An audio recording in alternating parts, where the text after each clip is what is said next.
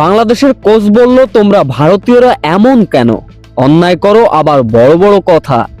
বাংলাদেশ ভারত কোচের সে কি হাতাহাতি, সে কি ঝগড়া। বাজে আচরণের জন্য লাল কার্ড পেল ভারতীয় কোচ। বাংলাদেশ ভারত ফুটবল ম্যাচে ঠিক কি এমন ঘটেছিল, এমন অনাকাঙ্ক্ষিত ঘটনা?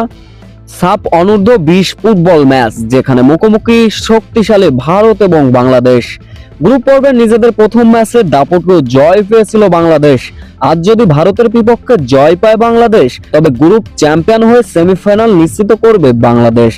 এমনও অবস্থায় যখন 1 গোলে পিছিয়ে ছিল বাংলাদেশ, তখনই ম্যাচের বয়স যখন 50 মিনিট, তখনই ঘটলো অনাকাঙ্ক্ষিত ঘটনা। ভারতীয় এক ফুটবলার দৌড়ে এসে বাংলাদেশি এক ফুটবলারের ঘাড়ের উপর ঝাঁপিয়ে পড়লেন। ব্যথা পেলেন বাংলাদেশি ফুটবলার। অন্যায় হয়েছিল, হয়তো ভুলবশত এমন কাজ করে বসেছিল ভারতীয় ওই ফুটবলার, কিন্তু অন্যায়টা দেখেও দেখলেন না ভারতীয় কোচ। ভারতীয় কোচ রেফারের দিকে দৌড়ে গেলেন, বাগদণ্ডে জড়ালেন। এক পর্যায়ে তার এমন বাজে ব্যবহার ছিল যে লাল কার্ড দিতে বাধ্য হলো ভারতীয় কোচের উপর। এক পর্যায়ে বাংলাদেশি কোচের উপর তর্ক বিতর্ক চলছিল।